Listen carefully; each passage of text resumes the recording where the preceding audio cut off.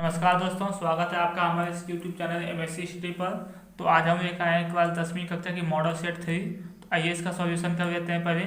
देखिए इसमें पहला इसका क्वेश्चन क्या कहा है।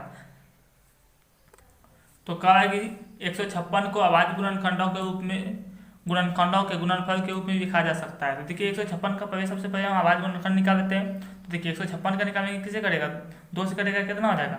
अगर 2 से कटाते हैं देखिए यहाँ 78 हो जाएगा, फिर 2 से कटेगा कितना हो जाएगा, 2 से कटाएंगे तो फिर कितना हो जाएगा 39 हो जाएगा। देखिए अब किससे कटेगा, अब 3 से कटेगा।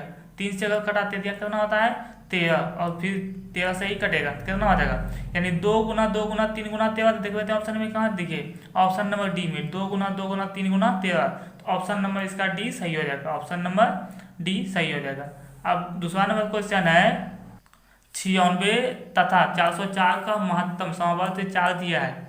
96 तथा 404 का लघुत्तम समवर्ती निकालना है। देखिए हम पहले ही बता दिया कि दो संख्याओं का गुणनफल एलसीएम गुना एचसीएफ होता है। तो दो संख्या इसमें क्या है 96 और 104। लिखेंगे 96 गुना 104 बराबर क्या होगा, एचसीएफ गुना एलसीएम होता है, एचसीएफ गुना एलसीएम। तो देखिए 96 गुना 104 लिखेंगे, एचसीएफ कितना दिया है 4 दिया है, एलसीएम तो पता नहीं है, एलसीएम में निकालना है, निकाल देते हैं। देखिए 4 से कटेगा, अगर 4 से अगर हम यहाँ 404 है, 404 लिख लेते हैं। अगर 4 से 404 को कटाएंगे तो 101 बार में कटेगा। अब यहाँ देखिए 96 गुना 101 बचा, 96 गुना 101। अगर इसको हम गुना करते हैं तो आता है 9696, 9696। तो ऑप्शन नंबर इसका डी क्या आ जाएगा, सही हो जाएगा। तो इसका एलसीएम कितना आ गया 9696। अब तीसरा नंबर क्वेश्चन क्या है कि 12, 15, 21 का एलसीएम क्या है। तो आइए पहले इसका हम एलसीएम निकाल लेते हैं। देखिए तो देखिए यहाँ 12, 15, 21 का एलसीएम निकाल दिए। देखिए इसका आंसर कितना है 420। तो देख लेते हैं ऑप्शन में 420 कहाँ है। तो देखिए ऑप्शन नंबर बी में, ऑप्शन नंबर बी में 420 है। तो ऑप्शन नंबर 20 का क्या हो जाएगा, सही हो जाएगा। तो अब तीसरा क्वेश्चन देख लेते हैं। तीसरा क्वेश्चन है क्या, तीसरा क्वेश्चन की धनात्मक विषम पूर्णांकों, धनात्मक विषम पूर्णांक निम्न में से किस रूप का नहीं हो सकता है। धनात्मक विषम पूर्णांक निम्न में से किस रूप का नहीं हो सकता है। तो पहले हम इसका देख लेते हैं। तो इसका जो है ना, तो option 6q+1, 6q+2, 6q+3, 6q+5। तो देखिए यहाँ विषम पूछा है, तो विषम तो 1, 3, 5 ये विषम है, लेकिन यह तो क्या, यह सम संख्या है ना, तो यह बी नंबर ऑप्शन इसका नहीं होगा। तो बी नंबर ऑप्शन इसका राइट आंसर हो जाएगा। पांचवा क्वेश्चन कह रहा है कि द्विघात बहुपद x² - 5x + 6 के शून्यक है। तो इसका पहले हम शून्यक निकाल लेते हैं। तो आइए देखें कैसे कुछ शून्यक निकालते हैं। तो देखिए हम इसका शून्यक निकालें, शून्यक इसका देखिए यहाँ x² - 5x + 6 के शून्यक निकालें। बीच वाला को हम तोड़ दिए, बीच वाला को तोड़ने के बाद यहाँ देखिए 2x - 3x लिखे। अब इसको हम कॉमन किए, कॉमन करने के बाद जो हमारा शून्यक आया है वो 2 और 3 आया है। तो आप इसको अपनी कॉपी में निकाल सकते हैं। यहाँ हम थोड़ा सा इसको शॉर्ट में बता रहे हैं समझने के लिए, तो आप इसको अपनी कॉपी में बना सकते हैं। तो ऑप्शन में देखते हैं 2 या 3 है या नहीं। तो देख लेते हैं ऑप्शन में पहले। तो देखिए ऑप्शन नंबर इसका सी में है, ऑप्शन नंबर सी में है 2 और 3। तो ऑप्शन नंबर सी इसका सही आंसर हो जाएगा। अब छठा क्वेश्चन देख लेते हैं। छठा क्वेश्चन है कि यदि बहुपद x² + ax - b के शून्यक बराबर किंतु विपरीत हो तो a का मान क्या होगा। कह रहा है कि यदि बहुपद x² + ax - b के शून्यक बराबर है किंतु विपरीत हो, तब a का मान क्या, तब a का जो मान होगा वह 0 होगा। वह कितना होगा, शून्यक होगा, शून्य होगा, यानी कि तब a का मान क्या हो जाएगा, शून्य हो जाएगा। अब सातवां क्वेश्चन देख लेते हैं। देखिए सातवां नंबर क्वेश्चन क्या है कि किसी बहुपद px के लिए ग्राफ आकृति में दिया गया बहुपद के शून्यकों की संख्या क्या होगी। देखिए हमें इसमें शून्य की संख्या निकालना क्या है, px। तो px x अक्ष में देखेंगे कई बार छुआ है। तो x अक्ष में अगर हम देखेंगे तो 1, 2 कई बार छुआ है, 1 और 2 बार। तो इसका शून्य कितना हो जाएगा, 2 हो जाएगा। तो देख लेते हैं इसका कहाँ है 2, ऑप्शन में देखिए ऑप्शन नंबर सी में। ऑप्शन नंबर सी इसका सही आंसर हो जाएगा, option number C is right हो जाएगा। 8वां नंबर क्वेश्चन देखते हैं। 8वां नंबर क्वेश्चन है कि समीकरण युग्म a1x + b1y + c1 = 0 तथा a2x + b2y + c2 = 0 में यदि a1/a2 बराबर नहीं b1/b2 हो तो समीकरण युग्म का कौन सा हल होगा। तो देखिए इसका जो होगा ना वह अद्वितीय हल होगा, वह होगा अद्वितीय हल। इसका हम पहले ही बता दिए हैं कि सेट 1 और सेट 2 में अद्वितीय का हल कौन होगा, कौन अनेक हल होगा, कोई किसका कोई हल नहीं होगा, तो इसका आप पिछले वीडियो में जाके देख सकते हैं। तो अब 9 नंबर क्वेश्चन देख लेते हैं। 9 नंबर क्वेश्चन है कि रेखाओं 2x + 3y = 5 और 4x + 6y = 15 के कितने हल हैं, कितने हल है। तो सबसे पहले हम इसका हल निकाल लेते हैं, देखते हैं हल निकालने के बाद क्या आता है। तो देखिए इसका हम हल निकाल लिए, तो देखिए हल निकालने के बाद ये a1 है, ये b1 है, और ये क्या है c1 है। ये a1 है, ये b1 है, ये a2 सॉरी ये a2 है, ये b2 है, ये c2 है। तो देख लेते हैं बराबर करके a1/a2 2/4, b1/b2 3/4, 3 कहाँ है, 3 यहाँ है, 6 यहाँ है, 3/6, c1/c2। तो c1 प्लस है तो उधर जाके क्या हो जाएगा माइनस, इसी माइनस भी क्या है। देखिए c2 इधर +15, इधर भेजेंगे क्या हो जाएगा -15, तो -15 देखिए अब माइनस खत्म हो गया। अब जो समीकरण आता है वो आता है कि देखते हैं ये बराबर है या नहीं। तो बराबर करते हैं तो देखिए पहला दोनों बराबर आया, लेकिन तीसरा बराबर नहीं आया। पहला दोनों बराबर आया और तीसरा नहीं आया, यानी तब इसका हो जाएगा कि कोई हल नहीं होगा, कोई हल नहीं होगा। तो देख लेते हैं ऑप्शन में कहाँ है, इसका ऑप्शन नंबर सी में। तो ऑप्शन नंबर सी इसका सही हो जाएगा, कोई हल नहीं होगा। तो ऑप्शन नंबर सी इसका क्या हो जाएगा, सही हो जाएगा। 10वां क्वेश्चन है कि यदि रैखिक समीकरण युग्म असंगत है तो उनके द्वारा निरूपित रेखाएं, तो उसके द्वारा जो निरूपित रेखाएं होगा वह समांतर रेखाएं होगी। कैसी होगी, समांतर। तो ऑप्शन नंबर ए इसका सही हो जाएगा। अब 11वां क्वेश्चन देख लेते हैं, क्या है कि समीकरण युग्म 5x - 3y = 8 और 3x + 2y = 1 का हल क्या है। तो हम पहले इसको समीकरण इसका ऑप्शन से हम उठा लेते हैं। देखिए अगर इसका हम ऑप्शन से उठाते हैं तो सबसे पहले हम ऑप्शन ए देख लेते हैं। ऑप्शन ए का है कि x के जगह 1 और y के जगह -1, तो हम देख लेते हैं। तो यहाँ क्या है 5x, तो यानी 5 गुना 1 करेंगे 5 हो जाएगा। और यहाँ देखिए इसको हम हल करके आपको दिखा देते हैं। क्या है 5 पारा रखते हैं क्या, यहाँ 1 मान, तो x की तरफ 1 रखिए -3y, 3 गुना y का भी मान कितना -1 है, बराबर कितना है 8 है, रख लिए। देखिए 5 गुना 1 कितना 5 हो जाएगा, माइनस क्या हो जाएगा प्लस हो जाएगा, 3 का 3। देखिए अब इधर 8 है तो 5 3 कितना हो गया 8, तो इधर भी 8 हो गया। देखिए दोनों पक्ष क्या होगा हुआ। तो अब ये दूसरा समीकरण भी देख लेते हैं। दूसरा समीकरण अगर देखेंगे तो दूसरा समीकरण क्या है 3x है ना, यानी 3 गुना कितना करेंगे 1 करेंगे, उसके बाद प्लस है 2 गुना y, तो 2 गुना y की जगह कितना -1 रखेंगे, बराबर कितना है 1 है, तो रख लिए। देखिए अब इसको हम अगर हल करते हैं 3 गुना 1 कितना होता है 3, अब प्लस देखिए प्लस माइनस क्या होगा माइनस होगा, 2 में 1 2 गुना 1 क्या होगा 2 होगा, बराबर कितना हो जाएगा 1। ठीक है 3 में 2 गुना कितना बचेगा 1 बचेगा, बराबर 1। तो देखिए इसका सही आ रहा है तो ऑप्शन, यानी कि ऑप्शन नंबर ए जो होगा वह सही हो जाएगा। ऑप्शन नंबर ए क्या आ जाएगा इसका सही हो जाएगा। अब 12 नंबर क्वेश्चन है कि रैखिक समीकरण युग्म जिसका कोई हल नहीं होता, कहा है कि रैखिक समीकरण युग्म जिसका कोई हल नहीं होता क्या कहलाता है, तो वह असंगत कहलाता है। वह क्या कहलाता है असंगत, यानी ऑप्शन नंबर 20 का क्या हो जाएगा सही हो जाएगा असंगत। 13वां क्वेश्चन है कि समीकरण युग्म x + 7 = x - 1। देखिए समीकरण युग्म x + 1 = 7 और x - 1 = 1 का हल है। तो उसी तरह हम इसका ऑप्शन उठा के देख लेते हैं। अगर हम पहला ऑप्शन रखते हैं, देखिए 2 2 तो 2 और 2 कितना हो जाएगा 4 हो जाएगा, इधर 4 इधर 7, तो यह तो ऑप्शन नहीं खाए बैठेगा। तो दूसरा अगर देखते हैं तो यहाँ क्या है 2 - 1, यहाँ पे 2 - 1, 2 में 1 जाएगा कितना 1 बचेगा, तो ये भी ऑप्शन बी भी नहीं होगा, यानी ऑप्शन ए ना आया बी ना आया। तो ऑप्शन सी इसका देख लेते हैं। ऑप्शन सी अगर रखते हैं तो देखिए 4 + 3 तो 4 3 7 हो जाएगा, तो ये तो बैठ रहा है। अब इसका भी देख लेते हैं।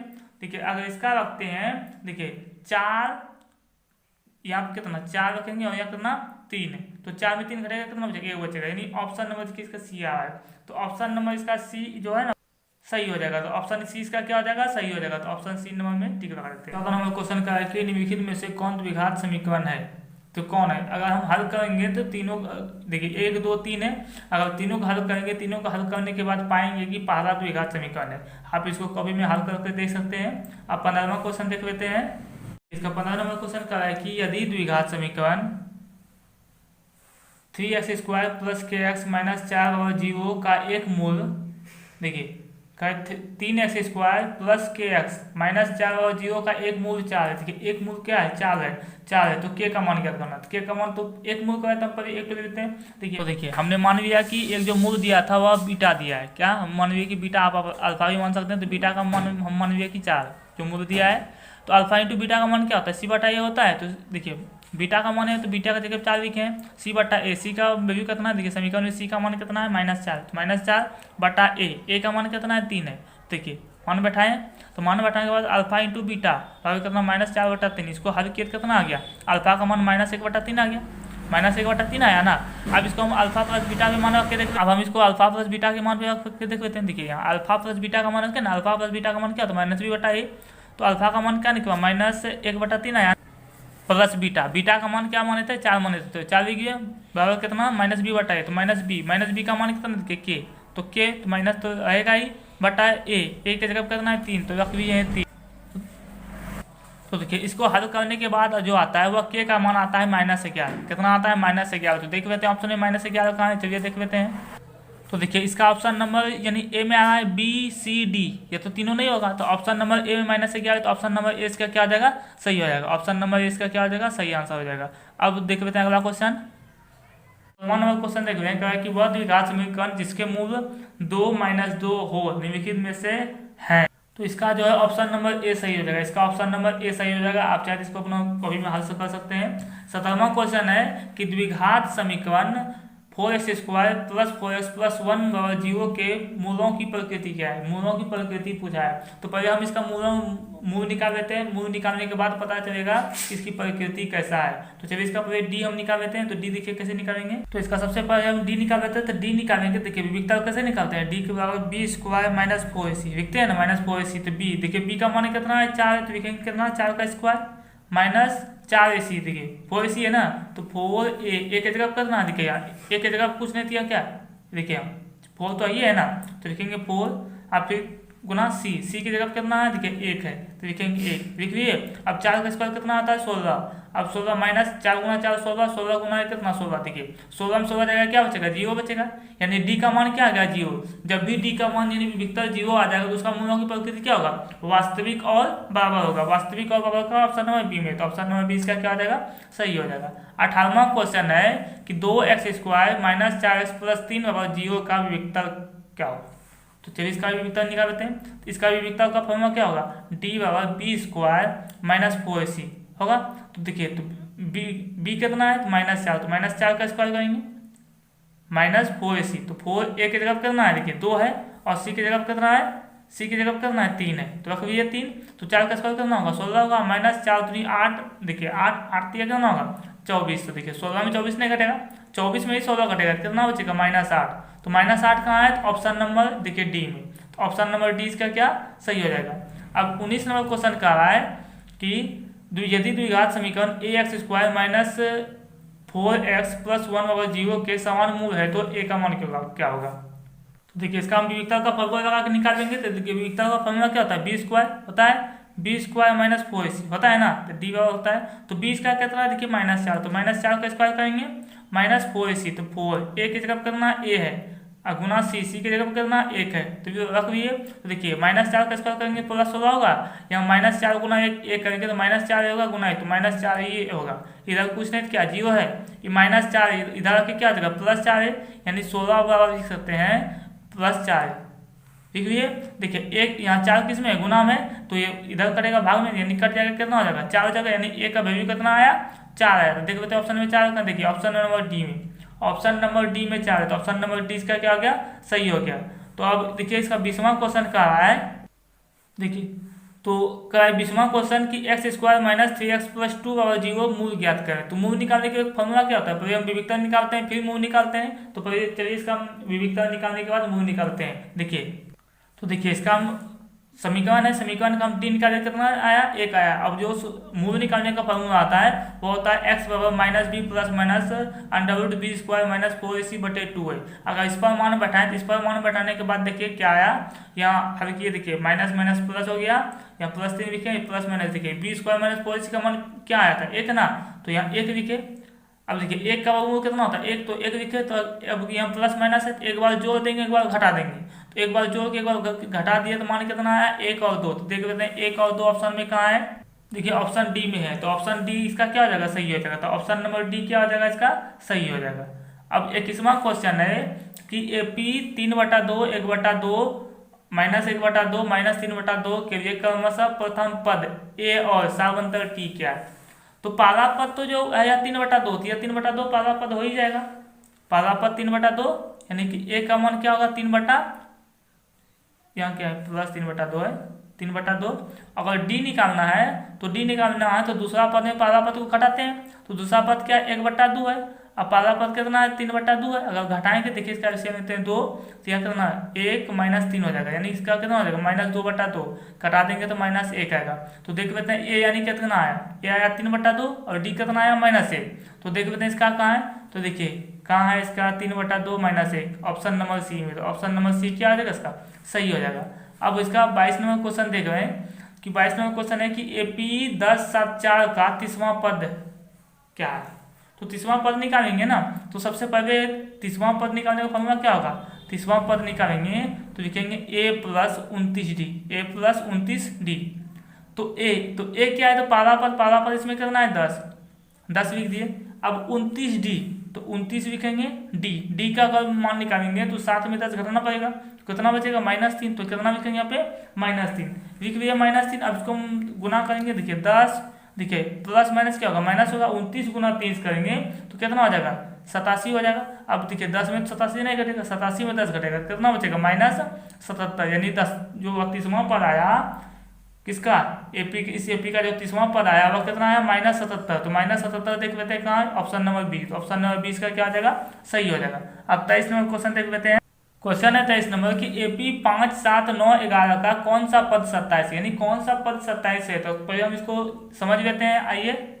तो देखिए हम इसमें A निकाले, यानी ये तो दिया है क्वेश्चन, इसमें A हम निकाले पहला पद कितना 5, D निकाले तो 7 में अगर 5 घटाएंगे 2 बचेगा, और कौन सा पद 27 होगा, तो हम AN यानी अंतिम पद समझ लिए क्या 27।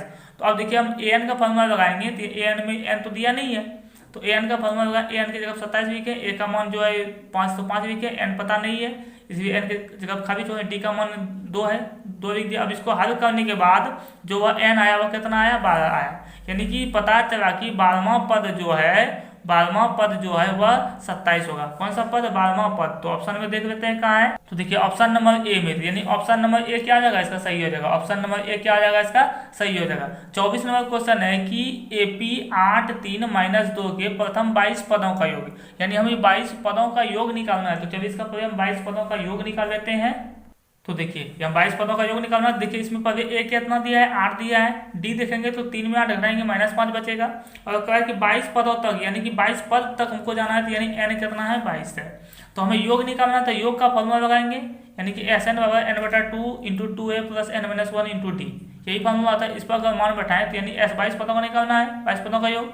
तो 22 लिखे हैं, यानी कि 22, तो 22/1 यानी N का वैल्यू कितना 22, तो 22/2 कितना है 2 + 2A, 2A A की जगह कितना है 8, तो 8 लिखे प्लस क्या है N - 1, तो N की जगह कितना है 22 - 1 लिख लिया है, गुना D की जगह कितना है -5, तो -5 रख लिए। अब इसको हल करने के बाद जो आंसर आया है वह कितना है -779, -779 देख लेते हैं ऑप्शन में कहाँ है, -779 आया ना, तो देख लेते हैं ऑप्शन में कहाँ है। तो देखिए ऑप्शन नंबर D में है, तो ऑप्शन नंबर D इसका जो है वह सही हो जाएगा। ऑप्शन नंबर D में है -979, तो ऑप्शन नंबर D इसका क्या हो जाएगा सही हो जाएगा। अब देख लेते हैं 25वां क्वेश्चन का है कि समान भुजाओं, देखिए समान भुजाओं वाले सभी बहुभुज समरूप होते हैं यदि उनकी संगत भुजाएं क्या हो। तो समान भुजाओं वाली सभी बहुभुज समरूप होते हैं, समरूप होगा तो उनकी जो संगत भुजाएं होगी वह समानुपाती होगी। कैसी होगी, समानुपाती। तो ऑप्शन नंबर A इसका क्या हो जाएगा सही हो जाएगा।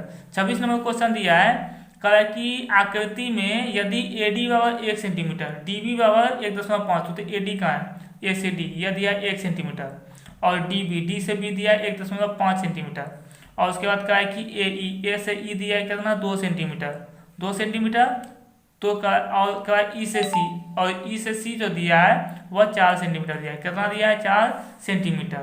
तो इसमें क्या कहा है कि तो कौन सा कथन सत्य है। तो इसका पहले ऑप्शन देखिए क्या है, तो ऑप्शन में देख लेते हैं। तो पहले हम इसको हल करके देख लेते हैं। तो देखिए हम लिख सकते हैं इसको AD/DB बराबर लिख सकते हैं AE/EC लिख लिए। तो AD का मान कितना है 1 है, DB का मान कितना है 1.5 है, AE का मान कितना है 2 है, और EC का मान कितना है 4 है। तो लिख लिए 4। क्या यह दोनों बराबर है, बराबर नहीं है। तो इसमें कहा है कि DE समांतर, देखिए DE समांतर BC, तो ये तो नहीं हुआ। DE = BC यह भी तो नहीं हुआ। अगला कहा है कि DE = BC, तो यह भी नहीं हुआ। तो इसमें तब जो लास्ट ऑप्शन क्या बचा, इनमें से कोई नहीं ना, तो ऑप्शन इसका डी सही हो जाएगा, यानी इनमें से कोई नहीं, ऑप्शन नंबर डी इसका क्या हो जाएगा, सही हो जाएगा।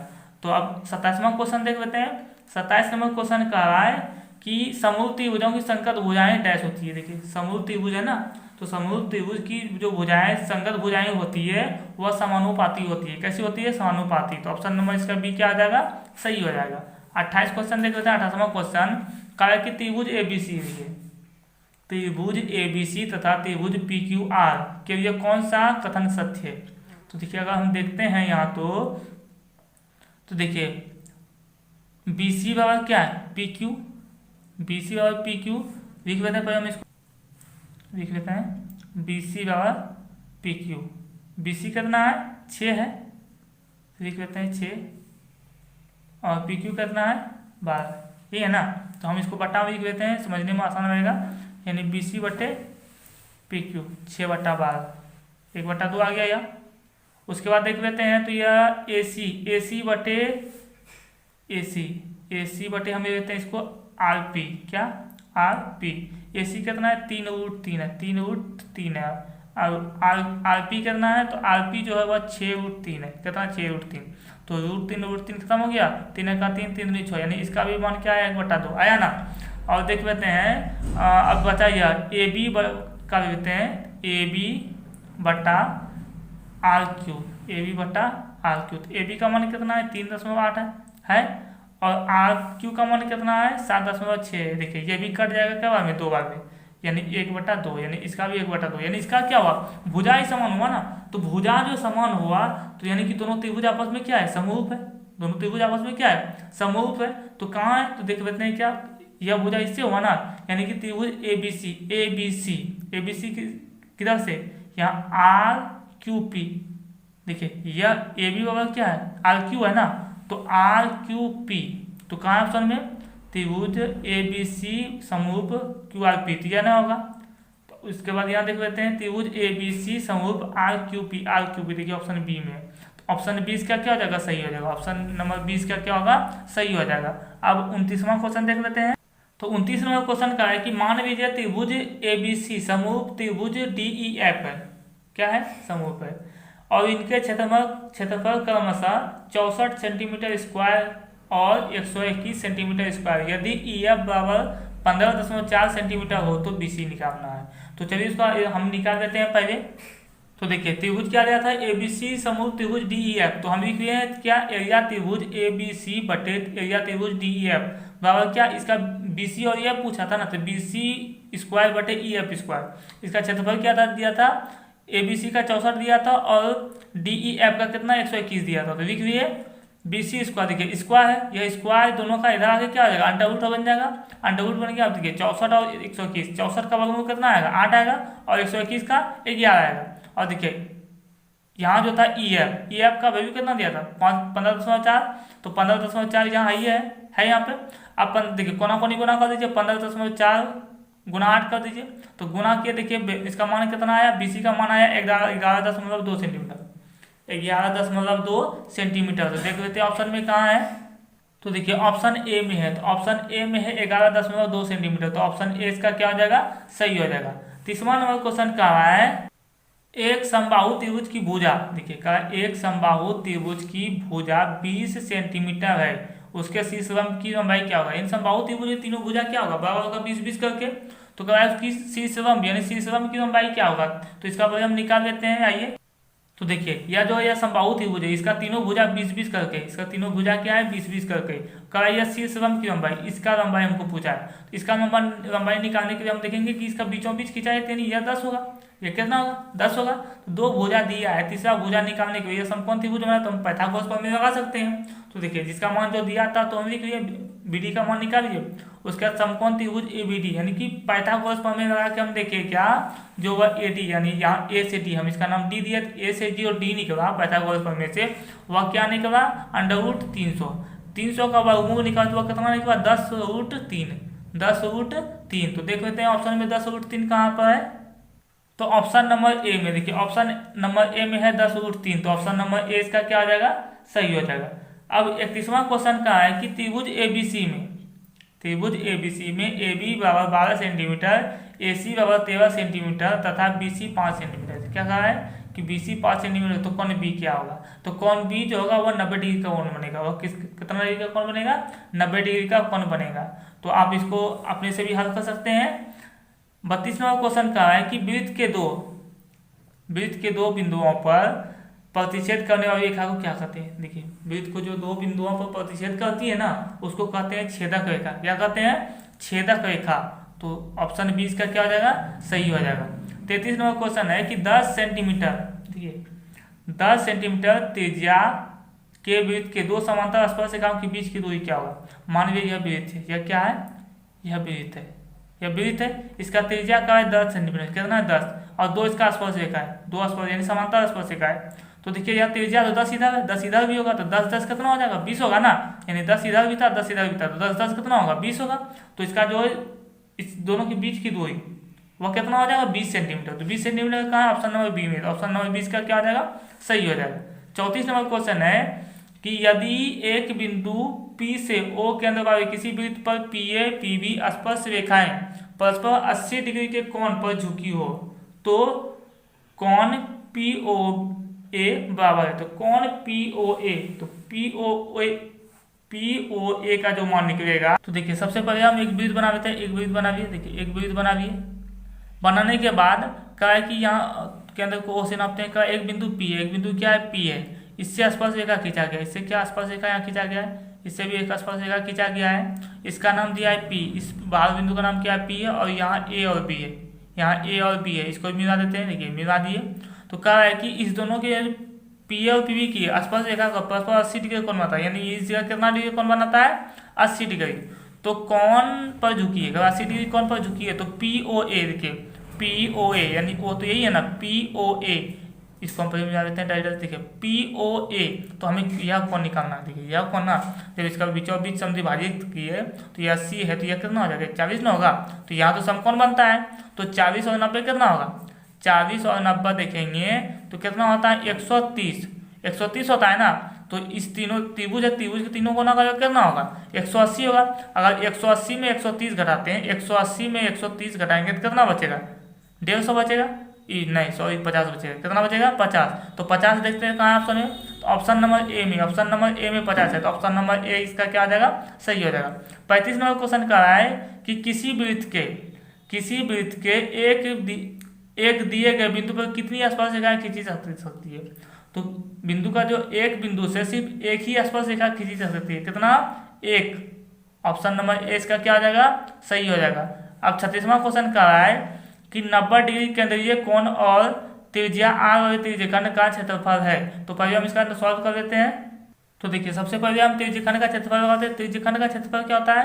θ/360, θ/360 गुना पाई आर स्क्वायर होता है ना, पाई आर स्क्वायर। तो थीटा का मान कितना दिया है? 90 दिया है। तो 90 कितना लिखेंगे? 360 गुना पाई आर स्क्वायर, गुना पाई आर स्क्वायर। तो 90 से कटाएंगे 36 को कितना? 4 में कटेगा ना। तो इसका क्या हो जाएगा? पाई आर स्क्वायर बटे नीचे 4 आया तो 4, देखिए 4 आया ना। तो ऑप्शन में कहाँ मिल रहा है? तो ऑप्शन नंबर देखिए बी, ऑप्शन नंबर बी आ रहा है। तो ऑप्शन नंबर 20 का क्या आ जाएगा? सही हो जाएगा। ऑप्शन नंबर बी क्या आ जाएगा? इसका सही हो जाएगा। 37 नंबर क्वेश्चन कह रहा है कि वृत्त की त्रिज्या का मान 7 सेंटीमीटर, यानी आर दिया है 7 सेंटीमीटर। तो सबसे बड़ी जीवा का मान क्या होगा? सबसे बड़ी जीवा, तो यह वृत्त है, यह क्या है? वृत्त है। इसका जो है, यह जो है दिया है, इसका त्रिज्या यह कितना दिया है? 7 सेंटीमीटर। तो आपको पता होगा कि वृत्त की जो सबसे बड़ी जीवा होता है वह होता है व्यास। क्या होता है? व्यास। तो यहाँ 7 दिया तो व्यास कितना हो जाएगा? इसका डबल 14 हो जाएगा। कितना हो जाएगा? 14। तो 14 है ऑप्शन में कितना, यानी व्यास। व्यास कितना हो जाएगा? 14। तो सबसे बड़ी जीवा व्यास होता है। तो इसका माप देखिए 14 कहाँ है? यहाँ option number D. Option number D इसका क्या हो जाएगा? सही हो जाएगा। 38 नंबर क्वेश्चन है कि 14 सेंटीमीटर त्रिज्या वाली आर का है 14 सेंटीमीटर त्रिज्या वाले वृत्त के उस चाप की लंबाई क्या होगी जो केंद्र पर 90 डिग्री का कोण अंतरित करती है? केंद्र पर 90 डिग्री का आर का मान दिया है 7 सेंटीमीटर और थीटा का मान दिया है 90 डिग्री। थीटा का मान कितना दिया है? 90 डिग्री। तो पहले हम इसका हल कर लेते हैं। तो देखिए चाप की लंबाई क्या होता है? तो चाप का लंबाई होता है, देखिए θ/180 गुना पाई आर होता है ना। तो थीटा का मान कितना दिया? देखिए थीटा का मान 90 दिया है, तो 90 लिख लेंगे बटे 180 गुना पाई आर। तो पाई का मान तो कितना 22/7 देते हैं, 22/7। आर का मान कितना है देखिए 7 है, आर का मान कितना लिखेंगे 7। तो करा दीजिए इसको, 7 7 खत्म हो गया, 9 दूनी 18 देखिए, दो कटाई कितना 18 हो गया। अब 2 कटाई इसको कितना 11 हो गया, यानी कितना हो गया 11 सेंटीमीटर। तो देख लेते हैं ऑप्शन में 11 सेंटीमीटर कहाँ आता है, सॉरी यहाँ देखिए यहाँ इसका कहा था त्रिज्या 14 सेंटीमीटर, हमें यहाँ 7 भी थे तो 14 इसका रख लेते हैं। अगर हम यहाँ 14 रखते हैं देखिए कितना होता है, तो 14 रखते हैं तो यहाँ 2 बार भी कटता है, तो यानी 11 गुना 2 कितना हो जाएगा, 11 गुना 2 22 हो जाएगा ना सेंटीमीटर, इसका आंसर हो जाएगा। देख लेते हैं ऑप्शन में इसका 22 सेंटीमीटर है या नहीं। तो चलिए ऑप्शन देख लेते हैं। तो ऑप्शन नंबर सी में देखिए, ऑप्शन नंबर सी में 22 है, तो ऑप्शन नंबर सी इसका क्या हो जाएगा 22 सही आंसर हो जाएगा। अब 39 नंबर क्वेश्चन का है कि 10 सेंटीमीटर त्रिज्या, देखिए यहाँ आर दिया 10 सेंटीमीटर त्रिज्या एक वृत्त का कोई जीवा केंद्र पर समकोण अंतरित करती है। कह रहा है कि इसमें आर जो है वह 10 सेंटीमीटर, कितना 10 सेंटीमीटर, और जो है वह कोण ये थीटा कितना समकोण अंतरित करती है, तो 90 डिग्री का कोण बनाती है। तो संगत दीर्घ त्रिज्यखंड का क्षेत्रफल क्या होगा, देखिए संगत त्रिज्यखंड का क्षेत्रफल पूछा है ना। तो चलिए हम इसका परिचय निकालते हैं, पाई का मान 3.14 का प्रयोग कीजिए। तो चलिए हम इसका परिचय निकाल लेते हैं। तो देखिए आर का मान 10 दिया था और थीटा का मान 90 दिया था, तो हमें दीर्घ त्रिज्यखंड का क्षेत्रफल निकालना है। तो अगर वृत्त का क्षेत्रफल में लघु त्रिज्यखंड का क्षेत्रफल घटा देंगे तो दीर्घ का निकल जाएगा। तो वृत्त का क्षेत्रफल क्या होता है पाई आर स्क्वायर माइनस लघु त्रिज्यखंड का क्या होता है, तो थीटा बटे 360 गुना पाई आर स्क्वायर होता है। अब इस पर मान बैठाएं, देखिए पाई का मान क्या होता है 22/7, आर स्क्वायर आर का मान कितना दिया था 14 नहीं 10 दिया था सॉरी, तो 10 गुना 10 लिख लिए माइनस थीटा बटे 360, तो थीटा 90/360 गुना पाई, पाई का मान क्या था 3.14, तो यहाँ भी 3.14 ले लीजिए इसका। चलिए गुना आर स्क्वायर, आर का मान कितना है 10 गुना 10, तो लिख लीजिए कोई दिक्कत नहीं। अब इसको हल करने के बाद पाए क्या, जो मान आया वह आया 235.5, कितना आया 235.5 सेंटीमीटर स्क्वायर। तो देख लेते हैं इसका ऑप्शन में कहाँ है, तो चलिए देख लेते हैं। देखिए ऑप्शन नंबर ए में, ऑप्शन नंबर ए में 235.5 सेंटीमीटर स्क्वायर, तो ऑप्शन नंबर ए इसका क्या आ जाएगा सही हो जाएगा। 40 नंबर क्वेश्चन का है कि एक घोड़ा एक वर्गाकार मैदान, एक वर्गाकार मैदान है, चलिए हम पर एक मैदान बना देते हैं। देखिए इस तरह का एक वर्गाकार मैदान है, इस तरह का वर्गाकार मैदान है। कहा है कि एक कोने में 7 मीटर लंबी, यानी कि 7 मीटर लंबी राशि होगी, मान लीजिए कि 7 मीटर यहाँ पर होगा, यहाँ पे होगा, तो 7 मीटर जो राशि जो है कोना पे इस तरह घूमबो करेगा राशि ना 7 सेंटीमीटर, तो 7 इधर हो गया तो 7 इधर भी होगा। तो कहा है कि बांध दिया तो उस भाग का क्षेत्रफल क्या, यानी इस भाग, तो ये इसी भाग में घोड़ा कहाँ से चलेगा, तो चलिए हम इसका निकालते हैं। तो यह क्या है वृत्त का 1/4 भाग है ना, तो वृत्त का क्या है एक या चतुर्थांश भाग है, तो वृत्त का चतुर्थांश का क्षेत्रफल क्या होता है, तो चतुर्थांश का जो क्षेत्रफल होता है यानी कि 1/4 भाग वृत्त का है ना, तो चतुर्थांश का क्षेत्रफल लिख देते हैं और पाई आर स्क्वायर बटे कितना 4, यानी चौथाई भाग है ना। तो पाई का मान कितना लेंगे 22/7, कितना लेंगे 22/7 गुना आर स्क्वायर, आर का मान देखिए कितना दिया था, आर का मान का है कि 7 सेंटीमीटर, कितना 7, तो 7 गुना 7 लिखेंगे और देखिए नीचे 4 है तो 4 को भी लिख दिए, कोई दिक्कत नहीं, 7 7 खत्म हो गया, खत्म हुआ। अब यहाँ देखिए अगर इसको घटाते हैं 2, यह कितना होता है 11, अब गुना कर दीजिए 11 गुना 7 कितना हो जाएगा 77/2, तो 2 से अगर इसको हम भाग देते हैं कितना आता है, 2 से अगर इसको भाग देते हैं तो 38.5 मीटर स्क्वायर आता है, कितना आता है 38.5। तो ऑप्शन कहाँ है, तो ऑप्शन नंबर देखिए बी में, तो ऑप्शन नंबर इसका बी क्या हो जाएगा सही हो जाएगा, ऑप्शन नंबर बी इसका सही हो जाएगा। तो बस आज के लिए इतना ही था। अगर वीडियो पसंद आए तो वीडियो को लाइक कमेंट शेयर जरूर कीजिएगा। अगर आप हमारे चैनल पर नए हैं तो चैनल को सब्सक्राइब अवश्य कर लीजिएगा। तो मिलते हैं नेक्स्ट वीडियो में, तब तक के लिए धन्यवाद।